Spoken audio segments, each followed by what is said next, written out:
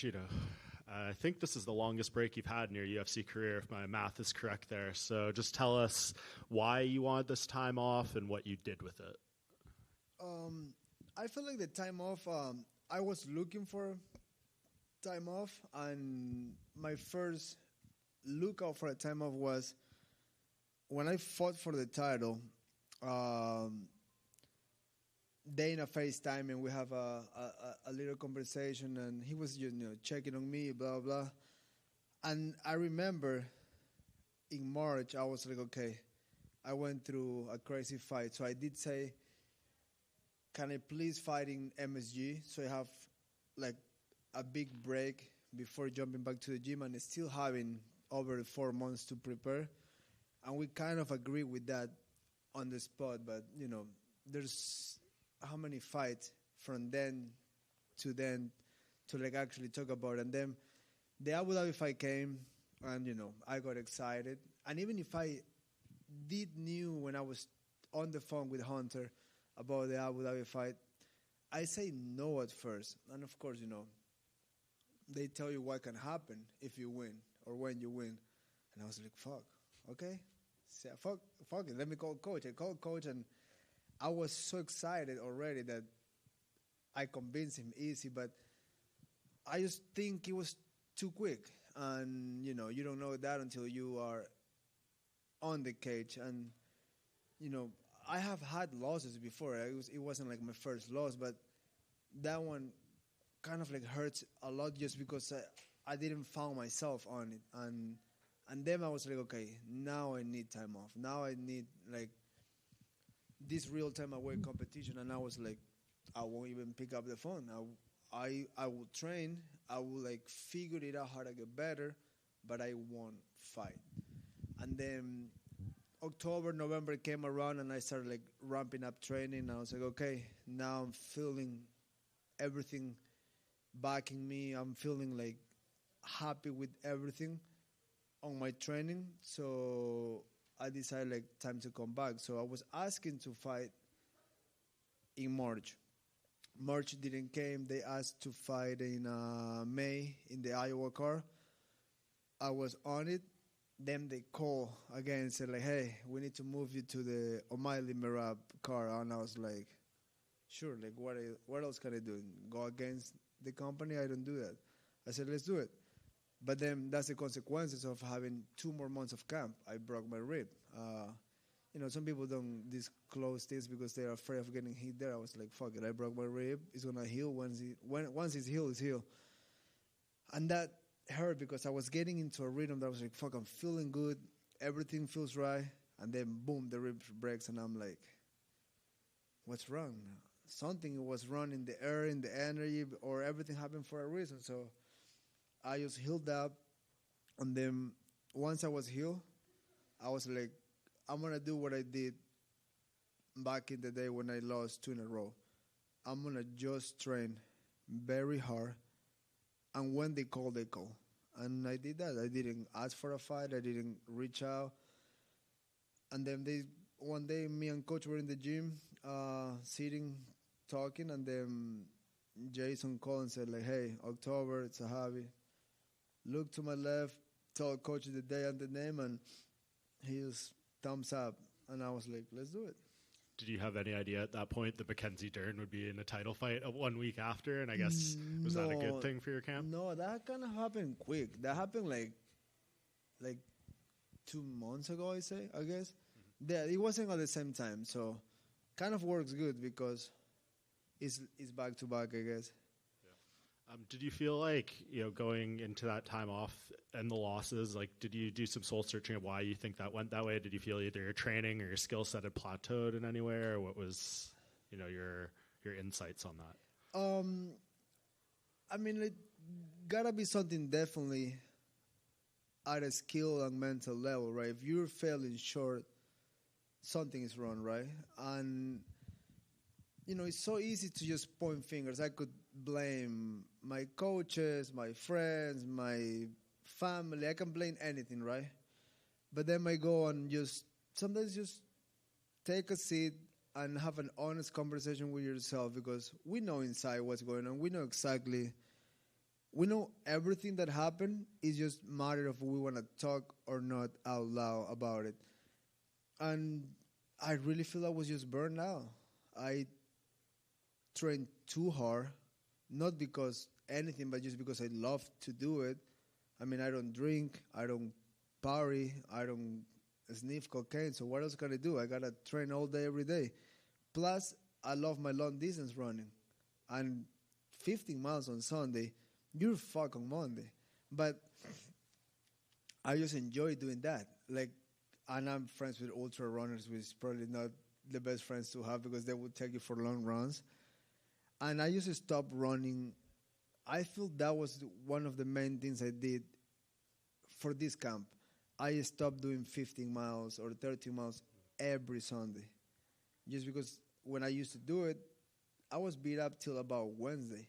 And then Thursday, I just get all my quick and sharpness back just because I was burned out. So we did a lot of sprinting. We switched the long distance running and we were sprinting twice in a week. And even the way my body changes, I got a little more caught up. And when I was sparring, it was, it started to show. I was a little quicker in the first round. When I was like, oh, that's what it was. Running for 3-4 hours, you're not going to have fast twitch.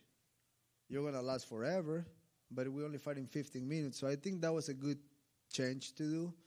And at the end of the day, it's all mental. You just gotta do it. When you last fought Aiemann Zahabi, it wasn't really like a contender in this division, but he's had some nice wins over the past year against some notable names. What do you just think of him? You fought the best of the best in this weight class. Do you think he stacks up? I mean, I have so much experience in the UFC. I've been here for almost 11 years that you can just overlook a guy and be like, yeah, whatever. I fought better guys, because that shitty guy that you call him shitty can beat the fuck out of you in any given night. So I treat this fight the same way I treat all the contenders or former champions that I fought. Like, I don't treat fights like, oh, this is going to be easier or this guy doesn't have what I have. I put myself kind of like below in a way. I'm like, okay, this guy will kick my ass. That's where I train hard. That's where I'm disciplined and I do the right things. And Saturday night comes, I'm going to fight my ass off. Just last thing for me. Last time you also fought, Merab Dvalishvili wasn't even the champion yet. Now he's like almost cleared out the division, on the verge of the most title defenses we've ever seen. What have you just made of his run as champion? And it seems like, he's going through all these guys. He's going to need fresh people to fight at some point. He's good, man. He's really good, and he fights at a pace that he make you doubt yourself. Like, he have showed that, not the most skillful striker, not the most clean grappling, because he's not tapping everyone out like other people like Demian back in the day, but he just put it together, and doesn't matter how it looks when he gets it done. So it's amazing what he's doing, and that's one of the persons that have like almost in a way motivate me to be, you know what, let's get my shit together. Let me figure it out how to win these fights, because I can get there again, and it would be good to have a fight like that one day, because it's just a challenge that brings up to the table. It's like the guy I'm fighting. He's coming off a good streak. It motivates me to like, okay, let's prove who's better, and that gets me out of the bed every morning. Talked about switching things up with the sprinting. Do you think that will translate into your fights in terms of starting off stronger? In some of your matchups, is that something that you think will help you as far as getting off on the right foot? I believe so, because when I was like putting things in perspective and looking now, when you start a long race, like let's say we're doing 15 miles, the first 6 you can take it easy, but that's already over half an hour. Yeah. And that's what was happening, that there were fights, like on the Pedro Munoz fight, it was like second round, and I haven't even break a sweat yet. Yes, sure, I have crazy cardio, but also the fast twitch is not working the way that you want it for a fight. So now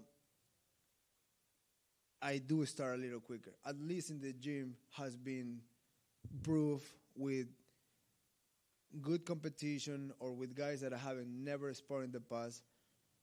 It's like, hey, we have a sparring day today. Let's see what we can do better in the first 2 rounds. Because the third round, we all know I can do backflips.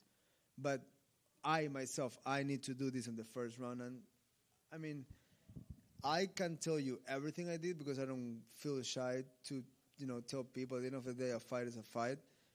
But the only and the ultimate test is Saturday night. On Saturday night, we all find out if what I did in this last year worked or not. Do you watch tape on your opponents, or is that something where your coaches do? No, I do watch. I watch a lot of tape. And I bring that up because his last fight with Jose Aldo was fairly close. Some people even felt like it could have gone the other way. How did you score that fight after watching it back? I have not have one conversation with someone that I know or that I don't know that have said the opposite. Like everybody have said that Aldo have won.